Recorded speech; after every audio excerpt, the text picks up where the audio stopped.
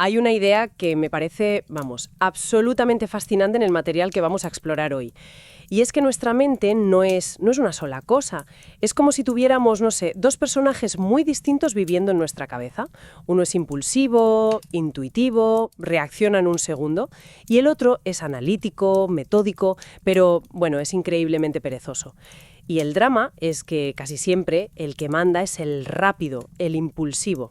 Así que hoy la misión es entender por qué, a pesar de tener acceso a tantísima información, a menudo tomamos decisiones que van, pues eso, en contra de nuestros propios intereses. Y para ello vamos a hacer un análisis a fondo de las ideas de Daniel Kahneman, que es un psicólogo que hizo algo impensable, ganar un premio Nobel de Economía. Sus descubrimientos sobre cómo pensamos y sobre todo sobre cómo nos equivocamos, creo que son la clave. Esa es la idea central, sí. Y lo que hizo Kahneman, que fue genial, fue ponerle a esos dos personajes nombres muy neutros, simplemente Sistema 1 y Sistema 2. No los llamó sistema irracional porque el sistema 1, el rápido, hace la mayor parte del trabajo y casi siempre lo hace increíblemente bien, ¿sabes? Es el que te permite reconocer una cara o conducir por una carretera vacía. Entender lo que estoy diciendo ahora mismo. Justo. Opera sin esfuerzo. Es nuestro piloto automático. El sistema 2, en cambio, es el que se activa cuando la cosa se complica. Es el pensamiento lento, el que requiere esfuerzo, el que necesitas para rellenar un formulario de la renta. Uf. O para resolver una multiplicación difícil o aparcar en un sitio que es casi imposible. Requiere concentración máxima. La clave de todo esto es que el sistema 1 está siempre generando sugerencias, intuiciones, sensaciones. Y el perezoso sistema 2, pues por ahorrar energía casi siempre las acepta sin más. El problema viene cuando esas intuiciones son, un desastre. Vale, desgranemos esto. Creo que no hay nada como una ilusión óptica para ver esa tensión en acción. Pensemos en la famosa ilusión de Müller-Lyer, esa de las dos líneas paralelas con flechas en los extremos, ¿sabes cuál digo? Sí, claro. Una con las puntas hacia adentro y la otra hacia afuera. Inmediatamente, sin poder evitarlo, una línea parece más larga que la otra. Pero aquí viene lo increíble. Sacas una regla, las mides y compruebas que son exactamente iguales. Tu sistema 2 ahora sabe la verdad, tiene el dato, pero es que aún así tu sistema 1 sigue viendo una línea más larga. Es que no desaparece la ilusión. No desaparece. Es frustrante, ¿verdad? Es como si tu cerebro te estuviera mintiendo a la cara y aunque lo sepas, no puedes hacer nada. Esto demuestra algo que es fundamental. No podemos apagar el sistema 1. Y esa incapacidad para corregir la intuición nos lleva a errores mucho más graves que ver mal una línea. Nos puede hacer, literalmente, ciegos. Hay un experimento que es un clásico ya, el del gorila invisible. Se le pide a un grupo de gente que vea un vídeo de dos equipos, uno con camisetas blancas y otro con negras, que se están pasando balones de baloncesto. La tarea es contar el número exacto de pases que hace el equipo blanco. O sea, una tarea que exige concentración total. Total. Del sistema 2, y mientras están súper concentrados contando, por el medio de la escena pasa una persona disfrazada de gorila. Se para, se da golpes en el pecho y se va.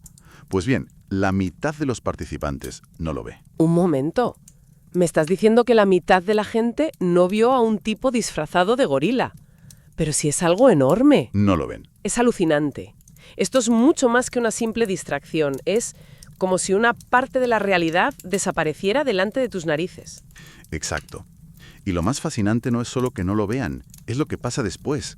Cuando les preguntas si notaron algo raro, responden con total seguridad que no. No tienen ni idea de que se han perdido algo tan evidente. Claro. Y esto revela la idea más importante para mí de todas. No solo somos ciegos a lo obvio, sino que también somos ciegos a nuestra propia ceguera. ¡Ostras! Creemos que vemos el mundo tal y como es, pero en realidad solo vemos aquello en lo que estamos enfocadas o enfocados. Vale, si nuestra atención es tan limitada que se nos puede escapar un gorila, no me extraña que el cerebro necesite atajos para funcionar en el día a día. Supongo que de ahí surgen las famosas heurísticas, ¿no? Esos trucos mentales. Justo. Son reglas generales que el sistema 1 usa para emitir juicios rápidos sin gastar energía. Y una de las más potentes es la heurística de la representatividad, que es básicamente que juzgamos la probabilidad de algo no por la estadística, sino por cuánto se parece a un estereotipo que ya tenemos metido en la cabeza. Kahneman lo explica con un caso que es buenísimo. Imagina a un tal Steve. Su vecino lo describe como un alma dócil y ordenada, tímido, retraído, siempre servicial pero con poco interés por la gente o por el mundo real. Tiene necesidad de orden y estructura y pasión por el detalle. Y ahora la pregunta, ¿qué es más probable? ¿Que Steve sea bibliotecario o que sea granjero? Mi intuición, mi sistema 1, me está gritando que tiene que ser bibliotecario. La descripción encaja a la perfección. Venga, ¿dónde está el truco? El truco está en lo que tu intuición ignora por completo. La estadística pura y dura. La tasa base. Exacto. El sistema 1 es un gran contador de historias, pero un pésimo estadístico. La historia del bibliotecario tímido es coherente, es creíble, pero se olvida de la pregunta clave. Un momento. ¿Cuántos granjeros y cuántos bibliotecarios hay en el mundo real? Y es que solo en Estados Unidos la proporción es de más de 20 granjeros por cada bibliotecario. Vaya.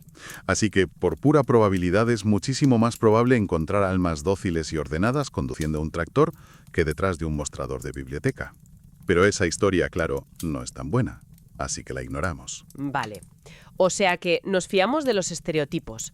Pero, ¿qué pasa cuando no hay un estereotipo a mano? Pues nuestro cerebro tiene otro truco. Se fía de lo primero que le viene a la cabeza. Es la llamada heurística de la disponibilidad. Y efectivamente, juzgamos la frecuencia o la probabilidad de un evento por lo fácil que es recuperar ejemplos de la memoria. El ejemplo de la letra K es perfecto para esto. Si te pregunto qué es más probable en inglés, que una palabra empiece por K o que tenga la K como tercera letra, casi todo el mundo dirá que es más probable que empiece por K.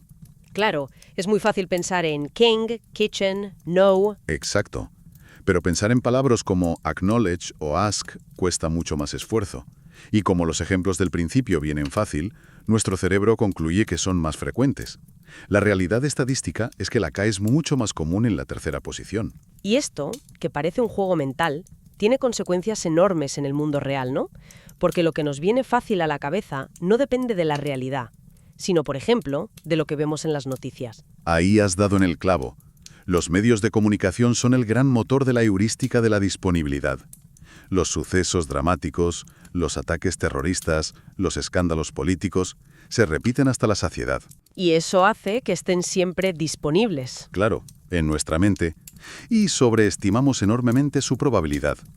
Mientras tanto, amenazas mucho más graves pero menos espectaculares, como, el deterioro lento del sistema educativo o las muertes por accidentes domésticos, no generan titulares. Y nos preocupan mucho menos. Esto puede crear lo que se conoce como cascadas de disponibilidad. Un suceso relativamente menor capta la atención de los medios. Eso lo hace más presente en la mente del público, lo que genera más preocupación, más debate. Que a su vez presiona a los políticos. Y genera aún más cobertura mediática. Y al final, lo que pasa es que acabamos todos obsesionados con un riesgo menor que se ha hecho una bola de nieve mediática, mientras los problemas de fondo, los que de verdad importan, se quedan en un segundo plano. Vemos cómo la facilidad del recuerdo puede distorsionar nuestra percepción del riesgo a nivel social. Pero esta irracionalidad no se queda ahí. De hecho, donde se manifiesta con más fuerza es en un terreno que creemos dominar con lógica, nuestra relación con el dinero. Totalmente. Durante décadas, la teoría económica se basó en la idea de que somos actores racionales que toman decisiones para maximizar su riqueza. Pero Kahneman y su colega Amos Tversky demostraron que eso es, un cuento de hadas. No pensamos en términos absolutos de riqueza, sino en ganancias y pérdidas relativas a un punto de referencia. Y aquí viene el concepto clave de su teoría de las perspectivas, la aversión a la pérdida. Explícanos eso. ¿Qué significa exactamente? Es muy simple pero increíblemente potente.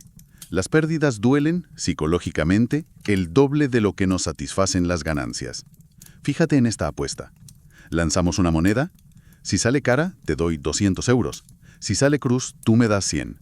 Matemáticamente es una gran oferta. Claro, pero la mayoría de la gente la rechaza. ¿Y por qué? Porque el miedo a perder 100 euros es mucho, mucho más intenso que la agradable perspectiva de ganar 200.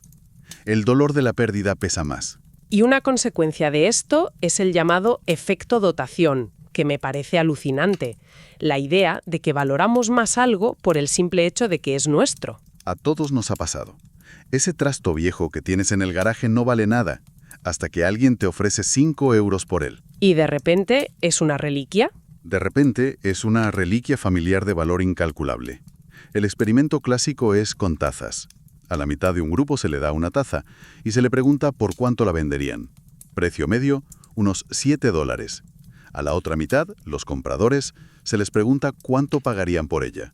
Precio medio, menos de 3. ¿Menos de la mitad? Menos de la mitad.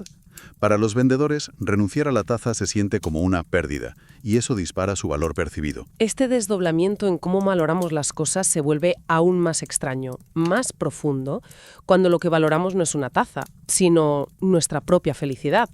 Y aquí es donde Kahneman introduce la distinción entre los dos yos. Exacto. Esta es quizás su idea más inquietante. Sugiere que dentro de nosotros conviven el yo que experimenta y el yo que recuerda. El yo que experimenta es el que vive la vida momento a momento, el que siente el dolor de un pinchazo o el placer de una caricia en tiempo real. Pero este yo, digamos, no tiene voz. El que manda es el yo que recuerda, el narrador de nuestra vida, el que construye la historia, evalúa las experiencias y, lo más importante, toma todas las decisiones para el futuro. Y para demostrar cómo estos dos yoses están en conflicto, describe un experimento con pacientes sometidos a una colonoscopia, que en aquel entonces era un procedimiento bastante doloroso. Había dos casos. El paciente A tuvo un procedimiento más corto, pero que terminó en un momento de dolor muy, muy intenso. El paciente B tuvo uno más largo. Sufrió el mismo pico de dolor que A, pero después el procedimiento continuó unos minutos más con un dolor mucho más leve. O sea que en total el paciente B sufrió dolor durante más tiempo. Mucho más tiempo, sí. Y aquí viene el resultado que lo cambia todo. Al preguntarles después, el paciente B, que objetivamente sufrió más, recordaba la experiencia como mucho menos negativa. ¿Y eso por qué? ¿Por qué? Porque su yo que recuerda no suma los momentos de dolor. Sigue dos reglas muy extrañas. La regla del pico final, que significa que su memoria de toda la experiencia es básicamente la media entre el peor momento y el momento final, y el olvido de la duración, que implica que el tiempo total que duró el sufrimiento es casi irrelevante. A ver si lo he entendido. La gente prefiere un dolor largo que termina bien a un dolor corto que termina mal. Y lo más loco es que es ese yo que recuerda, con sus reglas y lógicas, el que decide si volver a pasar por la experiencia en el futuro. Precisamente. Y esto tiene implicaciones brutales, ¿no? Debemos diseñar políticas públicas para maximizar la felicidad del yo que experimenta, minimizando el dolor en cada momento, o para satisfacer al yo que recuerda, que es el que vota, el que compra, el que se queja. Si un paciente prefiere repetir un tratamiento más largo y con más dolor total solo porque el final es más suave, ¿qué deberíamos ofrecerle? Es un dilema ético y filosófico, vamos, sin una respuesta fácil. Entonces, repasando un poco el viaje, hemos visto que nuestra mente funciona con un piloto automático intuitivo y un copiloto analítico pero muy perezoso. Que este piloto automático usa atajos que nos hacen ciegos a gorilas y nos convierten en pésimos estadísticos. Ajá. Que nos mueve mucho más el pánico a perder que la alegría de ganar. Y que todas nuestras decisiones vitales las toma un narrador interno, un yo que recuerda, que reescribe nuestra historia con sus propias reglas. Pero sí nos da una herramienta muy poderosa, la capacidad de dudar. Podemos aprender a reconocer esas situaciones de alto riesgo en las que nuestra intuición es más propensa a fallar, cuando las emociones son intensas, cuando estamos cansados, cuando hay estadísticas involucradas. El objetivo no es eliminar la intuición, sino saber cuándo debemos desconfiar de ella y obligar a nuestro perezoso sistema 2 a ponerse a trabajar. Y para terminar, una idea para darle vueltas, que se deriva de todo esto. Si nuestras reacciones dependen tanto de cómo se nos presenta la información, esto sugiere que nuestras intuiciones morales más profundas están ligadas no a la realidad en sí, sino a las descripciones de la realidad. Si un simple cambio de palabras puede alterar por completo nuestro sentido de lo que es justo en temas como la política fiscal, las decisiones médicas o los conflictos internacionales, ¿qué nos dice eso sobre la verdadera solidez de nuestras convicciones más arraigadas?